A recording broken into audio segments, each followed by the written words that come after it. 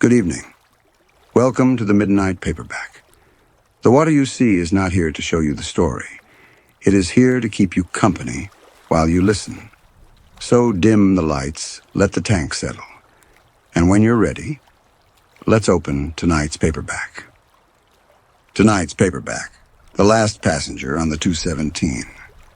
The 217 came into Corbin Street 4 minutes late, which was normal, and with every number on Walter Kessel's trip slip reconciled to the head, which was also normal. 41 taps, said the gates. 42 souls, said Walter's slip, and one courtesy stub in his leather wallet to account for the difference, the way there had been every working night for 6 weeks. He had worked the last inbound out of Harmon Falls for 38 years, and for 38 years he had walked the cars between stations with a paper trip slip and a hole punch, counting souls the way the old Corbin Valley Railway had taught him back when the railway still believed in paper. And in 38 years his reconciliation had failed exactly twice. Both times the machines had apologized. The numbers were perfect that night. It was one of the faces that was wrong. The wrong face was sitting in the third car, Riverside, 4th row. A man in a gray coat, hat in his lap, riding backward, awake. Walter had not punched him at Harmon Falls, or at Dunmore, or at Ellery, because the man had not been aboard at Harmon Falls, or at Dunmore, or at Ellery. There was no station after Ellery. There was only the long, dark run through the cut, over the Halloran Viaduct, and down into the city. Nobody boards a train on a bridge. Walter could have lived with a bad number. Numbers argue sometimes, and a man who counts for a living learns to count again. What he could not live with was that the number was fine. 42 had boarded. 42 were stepping down onto the platform.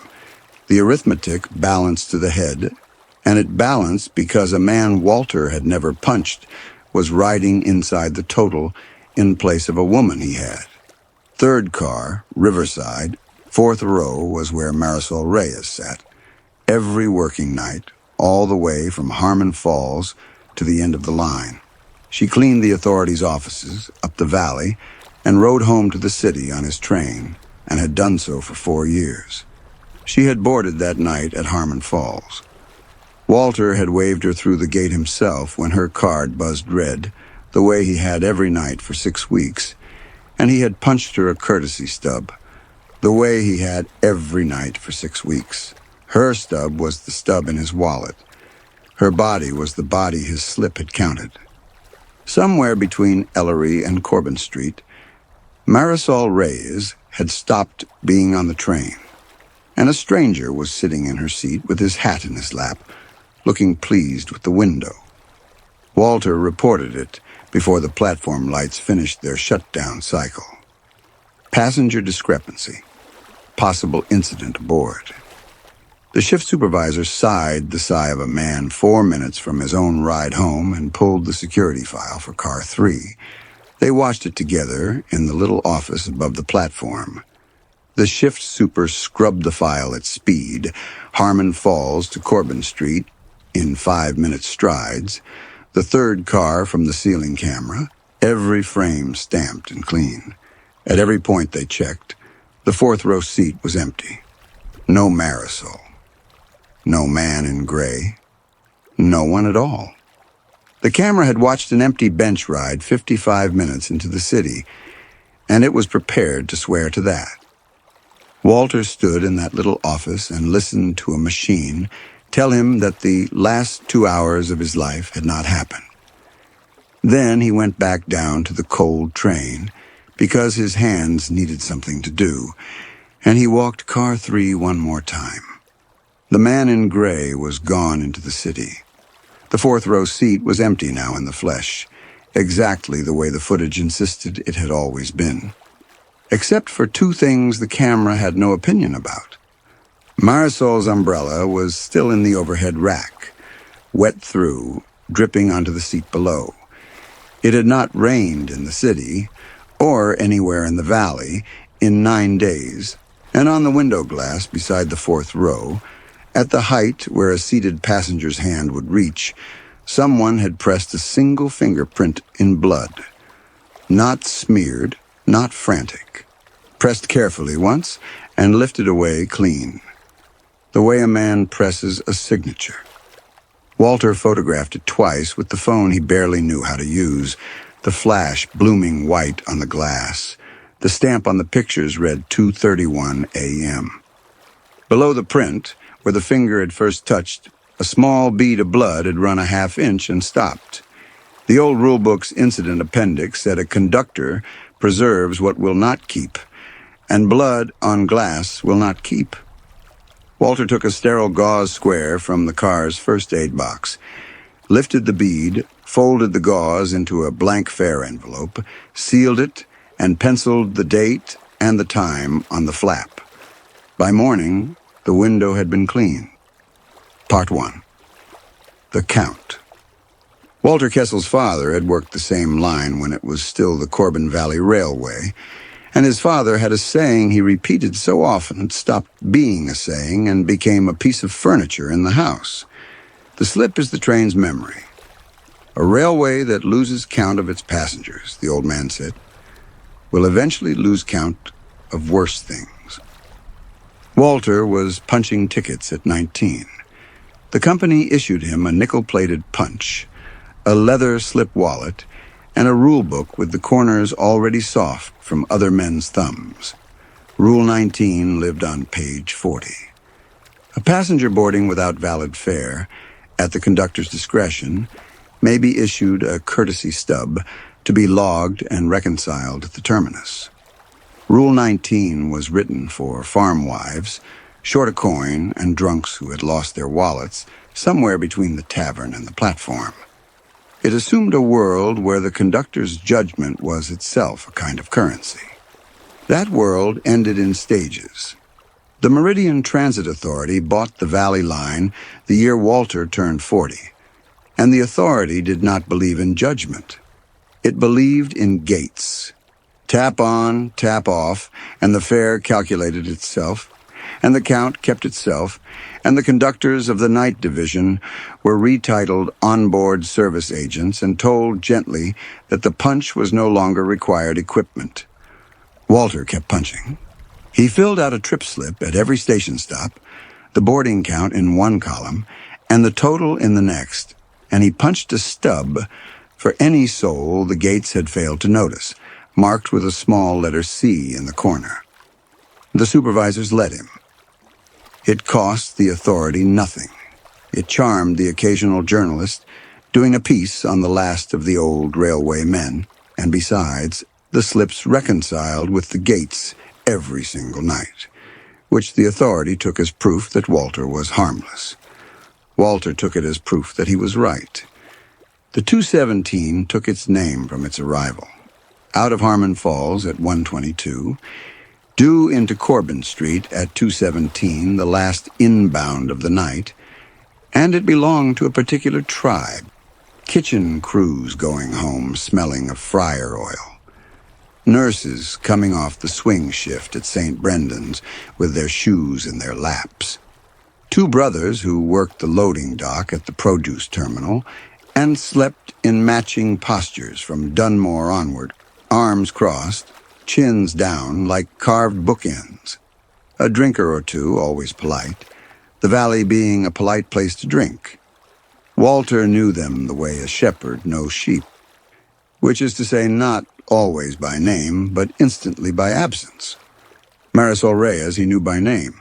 She boarded at Harmon Falls, the top of the valley, and rode the full 55 minutes home to Corbin Street, and she worked as a night cleaner in the authority's Valley Operations Building, the 4-story engineering block beside Harmon Falls Station, where the men who ran the railway's bridges and timetables kept their desks.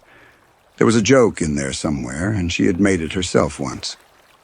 "I dust the desks of the men who own my train, Walter. If they ever lose me, they can look under their own paperwork." 4 years of 55-minute rides. You learn a person in pieces at that rate, the way you read a serial. He knew she had a daughter named Lucia, grown, living in the city on Osier Lane. He knew the address because 2 winters back, during the postal strike, Marisol had missed the last collection box and asked him to mail a letter from the city for her, and Walter had read the envelope once and never forgot it, because remembering was his trade. He knew she took her coffee black because cream was a city price. He knew she had opinions about the fish in the terminal's lobby aquarium, which the authority had installed the same year it removed the benches, and that she considered the trade an honest summary of management thinking. Something to look at instead of somewhere to rest. "Evening, Mrs. Reyes," he said at the gate. Every working night for 4 years, because his father had taught him that a passenger greeted by name rides safer, and that a conductor who cannot be bothered to learn names should go work for a warehouse. She always answered, "Evening, Mr. Kessel," with the small formality of people who like each other and have decided never to say so. Once, in the 2nd year, the train had been held outside Dunmore behind a stalled freight, and the delay loosened people the way delays do. Marisol had shown him a photograph, an actual paper photograph, creased white at one corner because she said she did not trust telephones with the faces she loved. Lucia at a certificate ceremony, gowned, laughing at whoever held the camera. "She works days at a legal clinic on the east side now," Marisol said. "Filing, records. She finds the papers the city loses for poor people." Then she had laughed her low night train laugh and said, "Think of it, Walter. I clean for the men who lose the records. She finds what they lose. Between the 2 of us, we could run this city honestly, and it would only take us 40 years. He knew her card had started buzzing red 6 weeks ago. The first night, she had looked embarrassed the way honest people do when a machine accuses them. "Payroll says they're reissuing the cards," she said. Walter waved her through the gate, and because Rule 19 was still on page 40 of a rulebook only he owned, he punched her a courtesy stub, marked it with the small C, and logged it on his slip. The second night, red again. The third. By the 2nd week, they had stopped discussing it. She would step to the gate would buzz its small red insult, and Walter would already be waving her aboard with the stub half punched. He liked doing it. He could admit that. In a railway that had spent 30 years explaining to Walter Kessel that his judgment was decorative, here was one small nightly proof that it wasn't. The gate said no. The conductor said yes. The conductor won. He would think about that later, the liking of it, the way you think about the one drink that came before the icy staircase. Because in those same 6 weeks, Marisol had gone quiet in a specific way. Not tired, careful. She had always talked easily, in the low register people use on night trains, and now she chose her sentences like footing on a slick platform. Some of what she said, Walter filed away without knowing he was filing it. She said, "They run the shredder on the 4th floor all night now.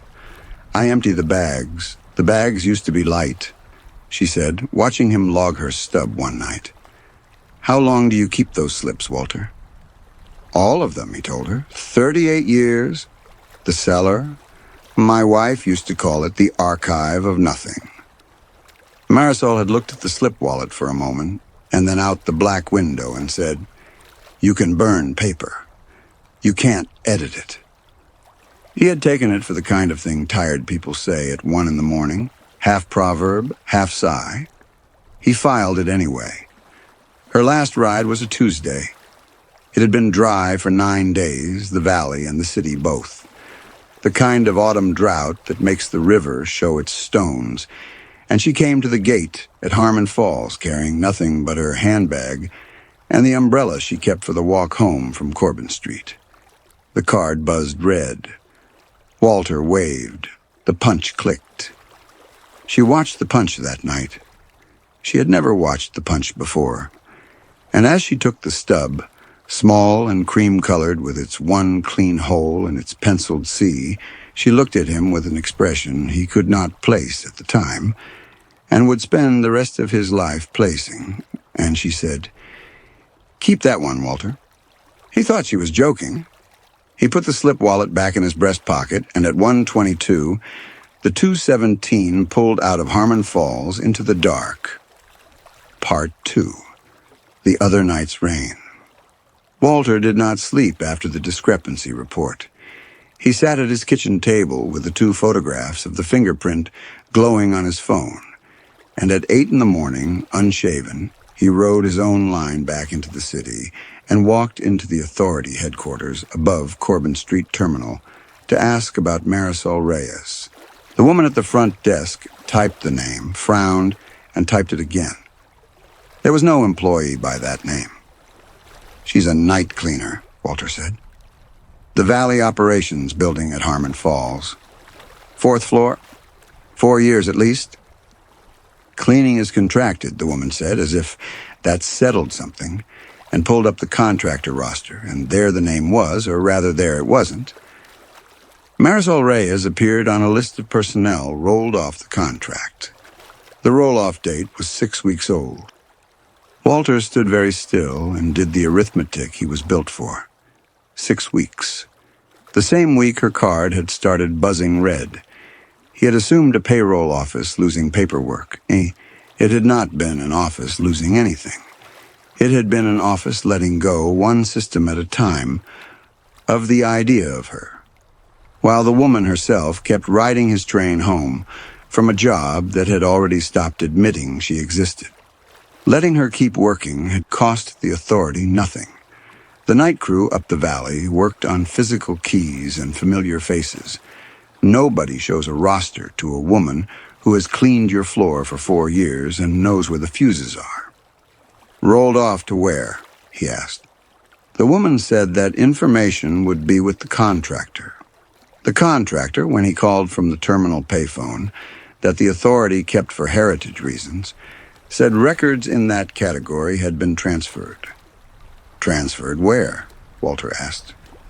The line was quiet for a moment, in the way of a man reading a screen he doesn't understand. And then the voice said those records had been transferred, and thanked him for calling. The transit police occupied a glass office on the concourse. The officer who took his statement was young and not unkind, and wrote down everything Walter said until the part about the security footage, at which point he stopped writing, because the footage was the statement's problem. There was no missing person, the officer explained. No family had reported one. There was no passenger either. The authorities' own cameras showed the seat empty from Harmon Falls to Corbin Street. He turned his monitor around, obliging, and played the file so that Walter could see for himself. Walter watched all 55 minutes of it standing up. The third car, the ceiling angle. The 4th row seat on the riverside, empty, its window a black rectangle against the running dark. Timestamps ticking along the bottom, clean and confident. Ellery came and went. The train slowed once in the cut, the way it always did, and ran on. And down the black rectangle of the window, the whole time, thin threads of water were crawling. Rain, rain on the glass, from Harmon Falls to the terminus, streaking and rebuilding in the wind of the train's motion, for 55 minutes. It had been dry for 9 days. Walter did not have to trust his memory on that, though his memory would have held. The old Valley Line trip slip carried a conditions column, 1 word per run, a habit from the era when weather was an operational fact a railway wrote down. Dry, his pencil had written, in block capitals, for 9 consecutive nights, including the night in question, because his hand filled that column the way it breathed. The authorities' camera said it had rained from Harmon Falls to the terminus. 38 years of pencil said otherwise, and so did the river, lying low in the gorge with its stones showing. Walter said nothing. He was 60 years old, and he had spent his working life in an organization that had wanted, with a patience that never blinked, to retire his judgment. And some instinct that lived below his thoughts told him that this room, this obliging young officer, this turned monitor, were not where a man should announce that he had caught the film lying. He thanked the officer. He asked mildly whether he could have a copy for his incident file. The officer said footage releases went through Authority Council. Walter said, of course, and left, and stood on the concourse by the lobby aquarium, watching a tank the Authority had installed in a place of benches, and let his heart slow down. The footage was not wrong. The footage was from a different night. Somebody had reached into the train's memory and swapped it, and had done a clean job, frame true and stamp perfect, and had made one mistake no one inside a screen could catch. They had picked a night when it rained. You could only catch it if you knew the weather. You could only know the weather if you had stood in it. The machines don't stand in anything. They sent Renner to him 2 days later. Renner was the operations superintendent for the night division, a decent enough man gone smooth from 20 years of translating the Authority into human language, and he found Walter in the crew room at Harmon Falls and bought him a coffee from the machine, which is how such conversations announce themselves. Nobody doubts your dedication, Renner said. But there is no Marisol Reyes on any roster the Authority holds, and no tap that puts any such woman on that train. A stub is a pencil mark made by a tired man at 2 a.m. Nobody is saying you didn't punch it. They're asking who you punched it for. 38 years of the same faces in the same seats, at that hour, in that light. Cameras don't get tired, Walter. Memory does. It happens to everyone eventually. It's how a man knows. Knows what? Walter said. Renner turned his coffee cup a quarter turn, as if adjusting a dial. There was a program now, he said. Assisted retirement, they were calling it. Full pension bridging, effective within the month, for legacy personnel of the night division. He said legacy personnel the way you'd handle someone else's photograph. He said Walter had earned a rest. He said twice that nobody was pushing. It was gently done, and that was the tell. Walter had been argued with by the Authority for 30 years about the punch, about the slips, about the vests and the radios and the retraining seminars, and the arguing had a temperature to it. The honest friction of an institution annoyed by an old man. This had no temperature at all. This was a hand smoothing a bedsheet. That night he did not work. He sat in his kitchen and did the arithmetic again. 41 taps, 42 soles, 1 stub, and the arithmetic held. And the arithmetic was no comfort at all, because Renner had not attacked the arithmetic. For 1 bad hour in the middle of it, he let himself wonder if Renner was right, if the woman at the gate had been someone else's face wearing 4 years of his certainty, if the man in gray and the buzzing card, and keep that one, Walter, were the first confabulations of a mind going soft in the dark. It is a terrible thing to be old and precise and told kindly that your precision is the symptom. He tested himself because testing was what he had instead of prayer. He recited from memory the boarding counts of the last 30 nights, station by station, then went and pulled the slips and checked. Perfect. He recited the conditions column, dry 9 times, and the delay column, 4 minutes, 4 minutes, 6, 4, and check. And it was perfect, and none of it helped, because every record that agreed with Walter Kessel was in Walter Kessel's handwriting. A man who keeps his own archive is, to a certain kind of listener, only a man who talks to himself in pencil.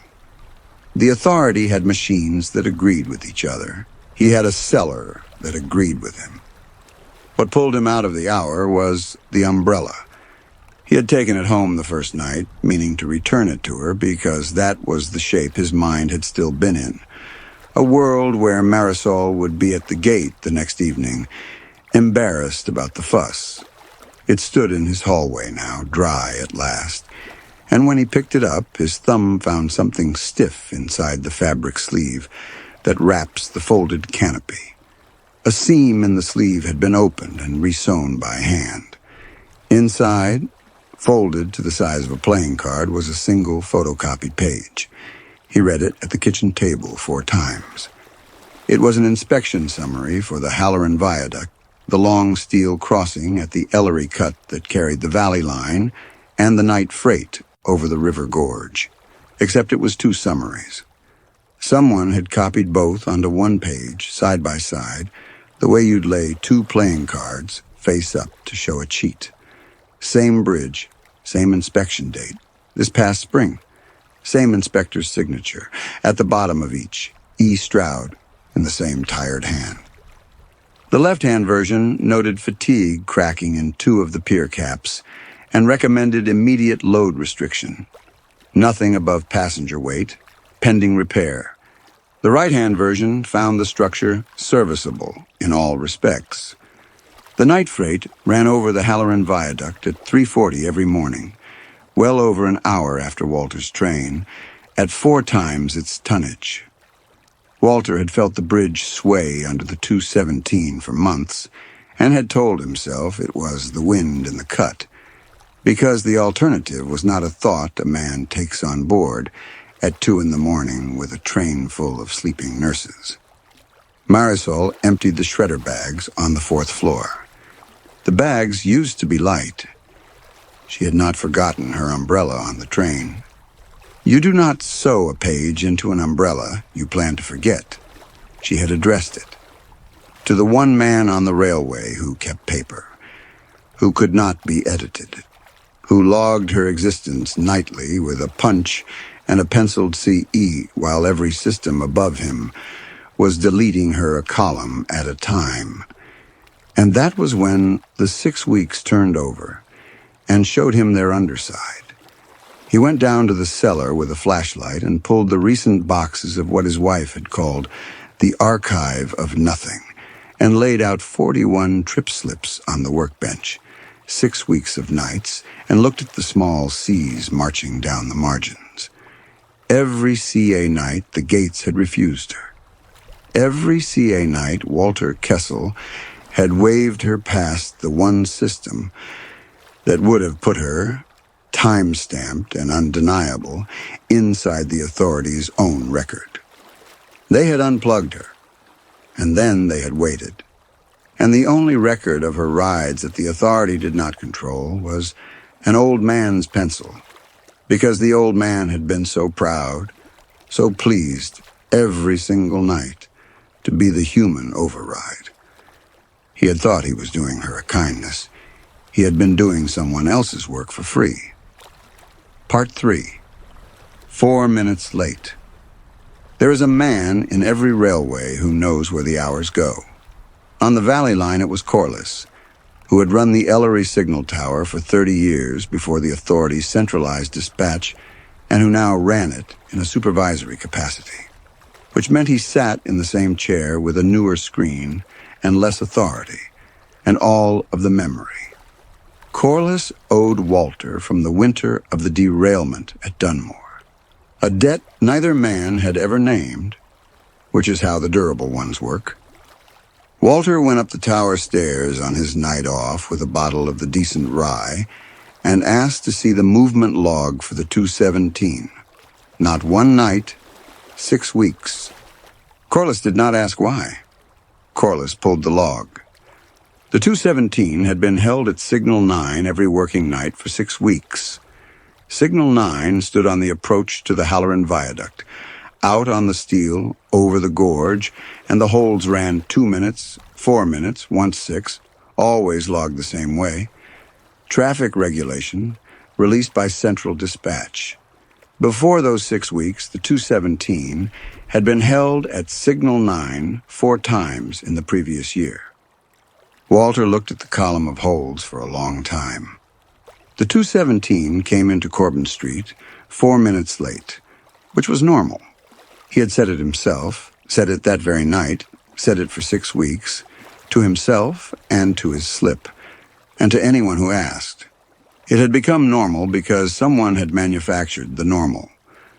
Night after night, the train had been stopped on the bridge, in the dark, over the water, for no reason a passenger would question, until a stopped train on the Halloran Viaduct at 2 in the morning was simply what the world looked like. The abduction had not been an event. It had been a rehearsal, run nightly for 6 weeks, and on the last night, they simply performed it. A door, a platform of steel deck plate, a man in a gray coat stepping on while a cleaning woman was taken off 60 feet above the river gorge, inside a delay that Walter's own testimony would describe, honestly, as normal. He had walked the cars during some of those holds.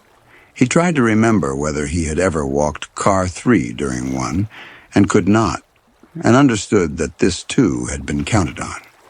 There were 42 reasons the conductor of a held train stays near the front, and every one of them had been arranged.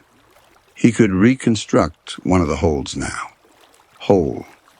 The way you can suddenly read a sentence in a language you have been hearing for years. A Tuesday, 3 or 4 weeks back, the 217 standing on the steel in the middle of the cut, the signal ahead burning red over the gorge, the river 60 feet down, talking quietly to its stones, the carriage lights humming. One of the St. Brendan's nurses had lifted her head and asked how long, and Walter had said what he always said, traffic regulation, folks, a few minutes, and she had gone back to sleep with her shoes in her lap, and everyone in that car had felt safe, because the conductor sounded bored, and a bored conductor is the sound safety makes. The car had swayed once while they stood there. Not with the wind.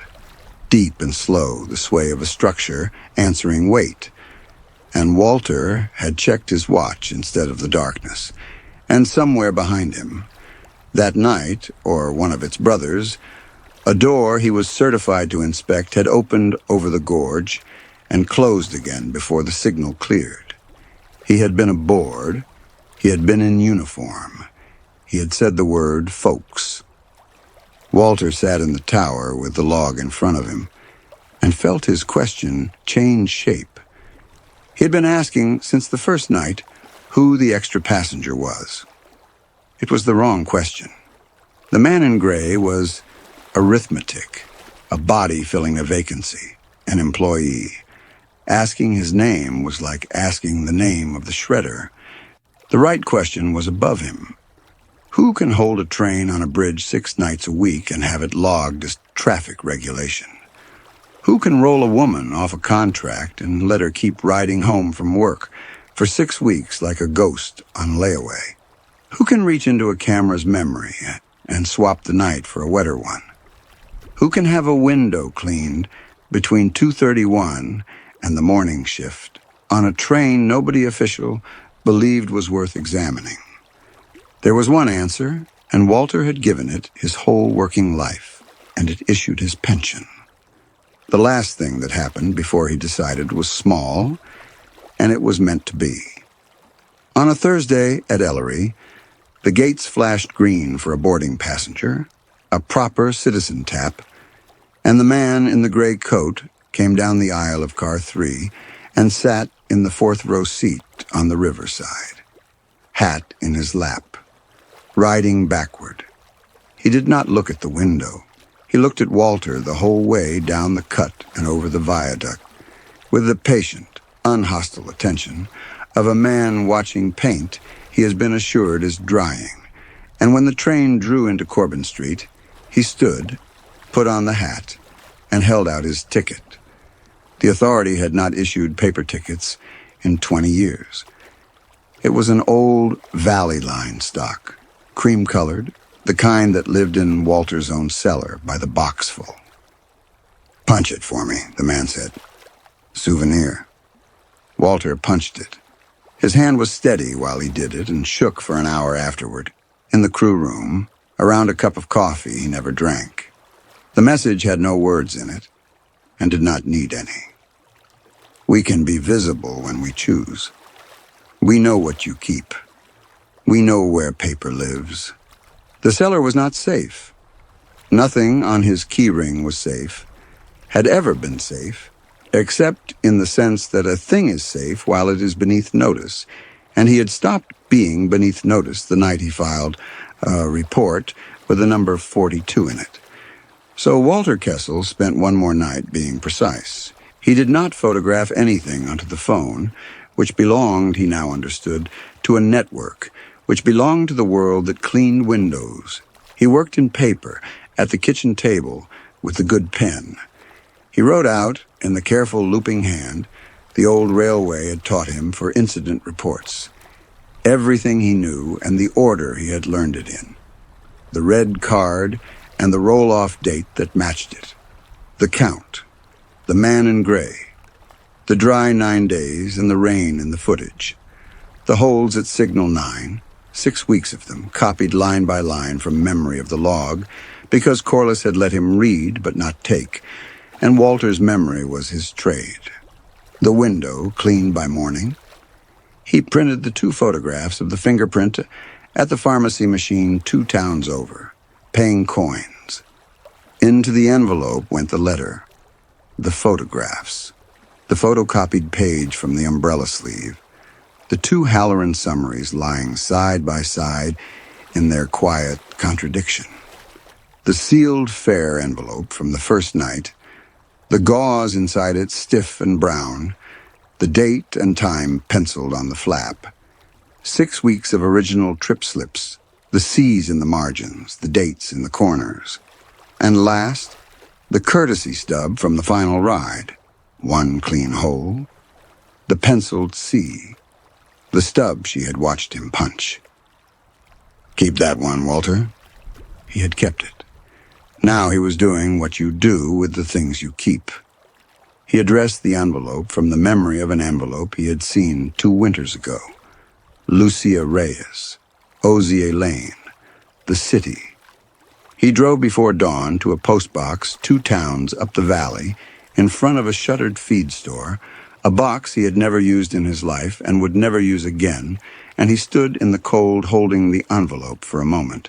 The way you hold a lever you cannot unpull. His father had said a railway that loses count of its passengers will eventually lose count of worse things. Walter had spent 38 years thinking the saying was about diligence. It was not about diligence. It was a warning about appetite. Losing count was not a failure the authority had drifted into. It was a capability it had built. The envelope went in. The flap of the box swung shut on its spring, 1 flat note of iron in an empty street, and that was the sound the decision made. The last page. 3 weeks of nothing followed, which was its own kind of instruction. No one came to the cellar. No one mentioned retirement. The 217 ran and was held at Signal 9 twice more, and then, without announcement, was not held there again.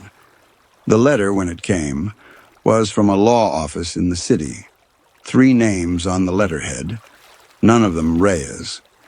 It was addressed to Mr. W. Kessel, conductor, and the word conductor had been typed by someone who did not know the authority had retired the title, or did not care, and Walter read the word several times before he read anything else.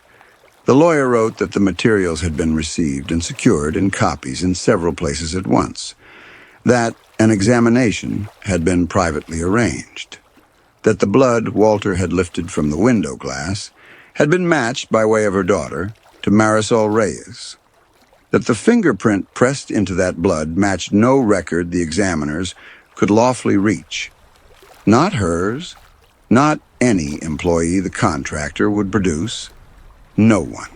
It had been made, the examiner noted, by a single deliberate application, with even pressure, after which the finger was lifted cleanly away. The examiner had never seen one like it outside of an inked 10 card. It had been pressed, the report said, the way prints are taken on purpose. At the bottom, beneath the signature, Lucia Reyes had written 4 lines in her own hand. My mother used to say the night train was the only place left in the city where anyone knew her name. I did not understand what she meant until I held your slips. Thank you for counting her. Whatever this costs, it has already been paid. 6 days after a courier delivered a certain page to the State Rail Safety Board, the Halloran Viaduct closed for scheduled maintenance that no schedule had ever contained. The night freight was rerouted the long way, around the valley, at a cost the authorities' annual report would later describe as an infrastructure investment. An inspector named E. Stroud took early retirement. No one was charged with anything. No one official ever said the name Marisol Reyes to Walter Kessel again, and the river under the viaduct kept its stone showing until the winter rains and gave nothing up. Walter retired the day the viaduct closed. His choice, his date, his own pen on the form. On the last run of the 217 with a conductor aboard, he walked the cars from Harmon Falls to Corbin Street, counted 31 souls, and agreed with the gates to the head. At the terminus, alone in car 3, he took out the punch and a blank stub of old valley stock and made one clean hole and penciled a small C in the corner and wrote a name and the date on the back and put it in the slip wallet and took the archive of nothing home to a cellar that now held exactly one thing. Some nights he takes out the pharmacy prints and looks at the fingerprint on the glass. Small, careful, pressed once, with even pressure, like a signature on work completed. Whoever left it wanted it found, wanted it photographed, wanted it read. Walter has stopped wondering whose finger it was. He has not stopped wondering what it signed. The 217 still runs. It is on time now to the second every night. The gates count the taps, and the taps are never wrong, and the cameras keep the nights filed away in weatherproof rooms. And if you should ever ride the last train into Corbin Street without touching your card to the gate, no machine will argue about you, no slip will log you, and no pencil will put a small mark in a margin to say that you were ever there at all. No one counts the 217 anymore, and that is where tonight's paperback ends. You've been listening to the Midnight Paperback. If this quiet shelf feels like home, subscribe and return after dark. Until the next story. Good night.